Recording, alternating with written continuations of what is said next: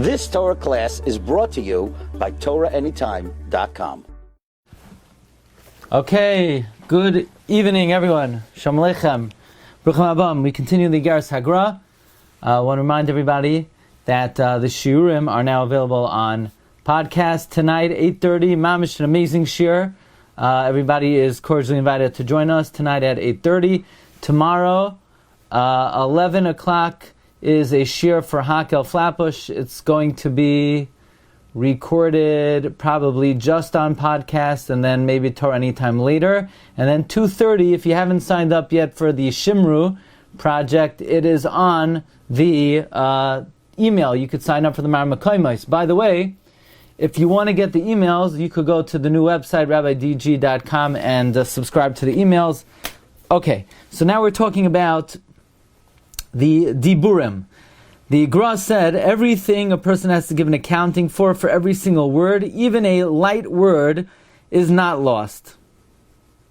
And the Gra categorized that the most severe aver of all the avers in the Torah is just idle chatter, not necessarily bittul Torah.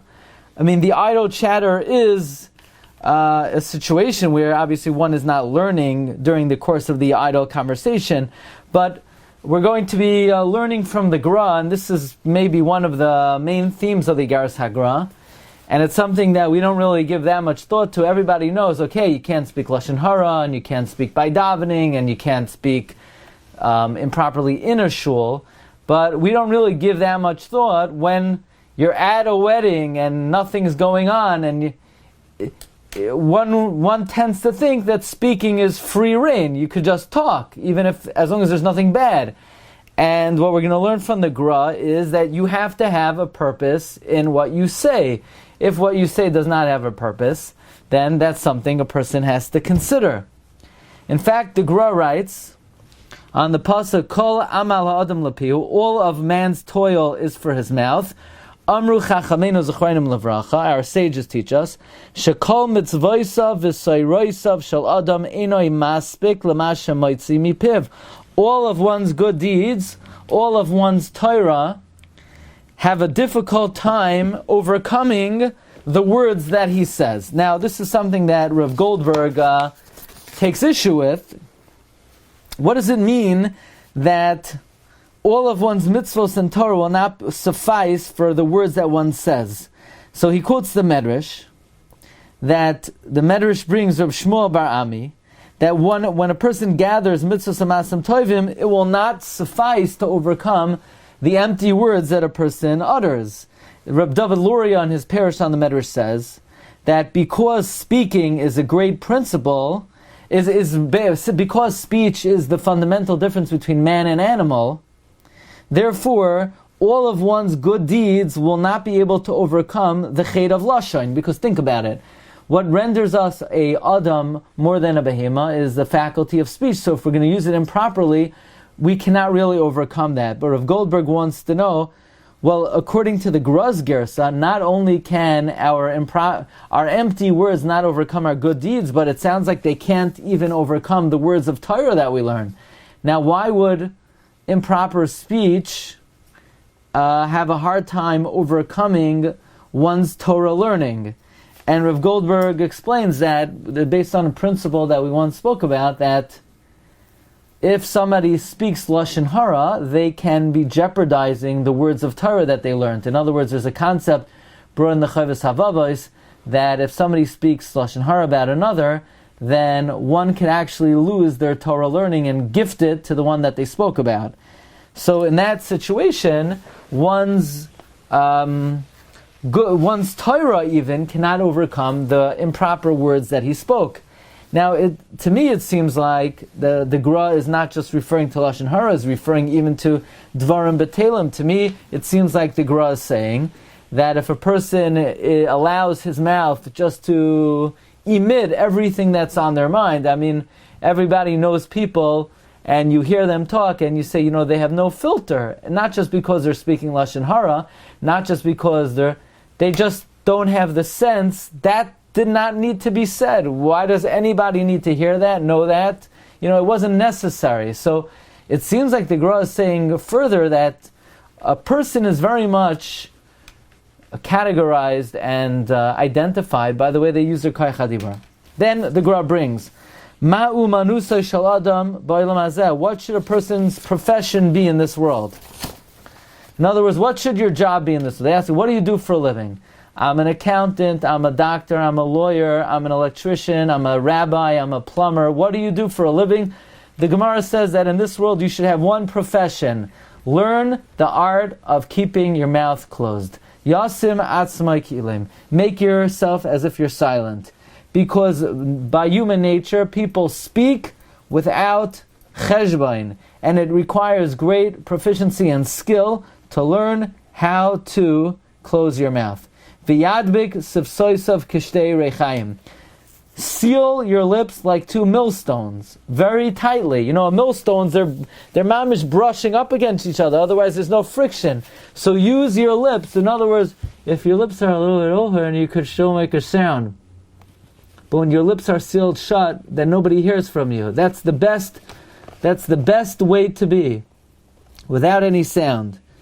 V'chol kaf hakela, and the whole kaf hakel. Now, kaf hakel is a Kabbalistic term referring to after a person passes on, there is a oynesh, there's a punishment which is called a slingshot, where they put the soul in the slingshot and they shoot you from one end of the world to the other.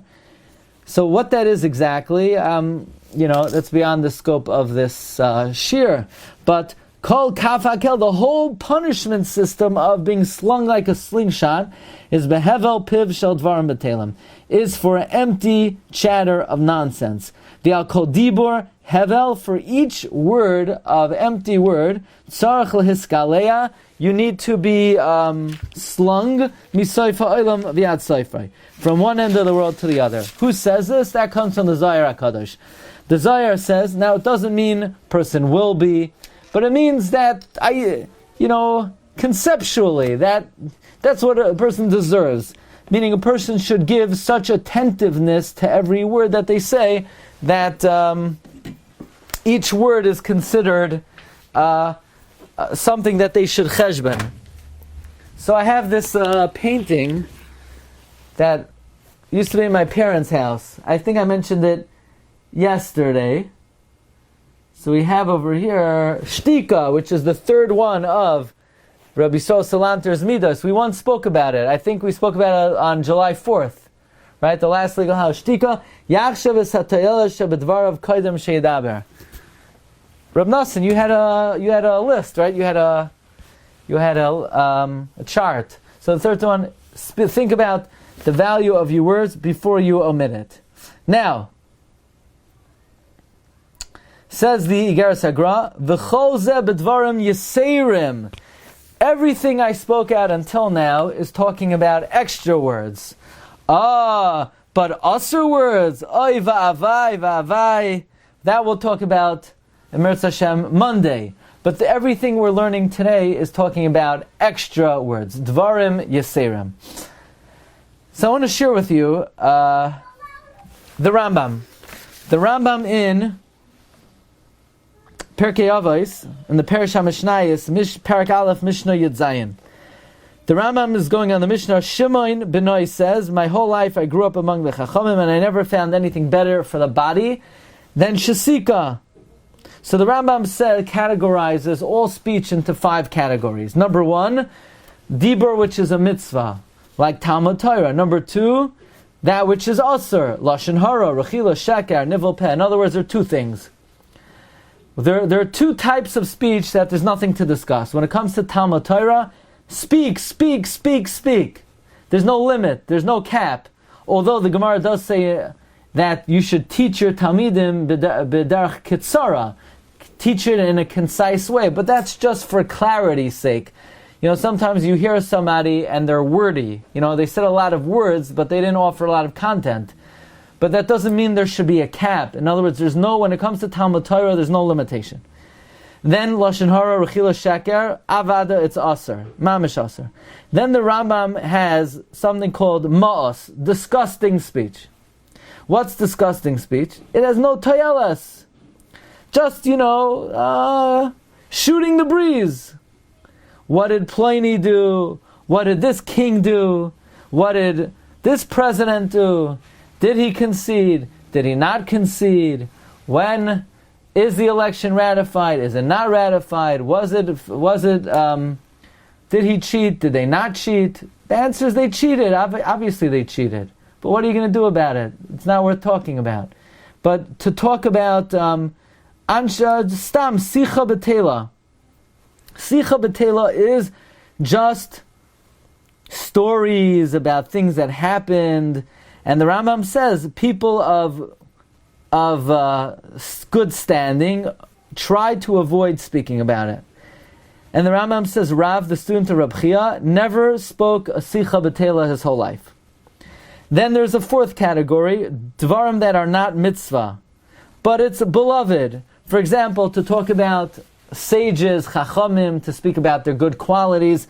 It's not an outright mitzvah, but it's something which is beloved. And then there's something called dvarim mutarim, to speak about your body. You need to get food, you need to get drink, you need to make money. So that's not beloved, it's not disgusting, it's permitted. What is disgusting? What is disgusting is just, yentarai, just chatter, just speaking about things that are not necessary. Now, about the fifth chelek, which is dvarim hamutarim, meaning parnasa, bodily needs, that is the fifth chelek, which Rav Shimon Gamliel said that there's nothing better for your body than silence. In other words, when it comes to dvar mu'usim, just shooting the breeze, we know already it's mos. It's not needed to say to limit that. We're talking about even things that need to be spoken about, but even those things, it's better to limit. In fact, the Rambam writes in Hilchos Deos, Parak Beis Halacha Daled, La'olam yarbe adam b'shtika. I remember Rav Avigdor Miller, Zechat Tzak Levracha, would speak about this Rambam. A person should always increase silence. We view silence as like the absence of doing something wrong, but the Rambam is viewing silence as a positive achievement. In other words, when you look back at the day and you say, what did I do today? Oh, I produced a lot of silence. We don't think of it that way. But the Rambam is saying, La'olam yarba adam b'shtika. Now, I want to say over another zach.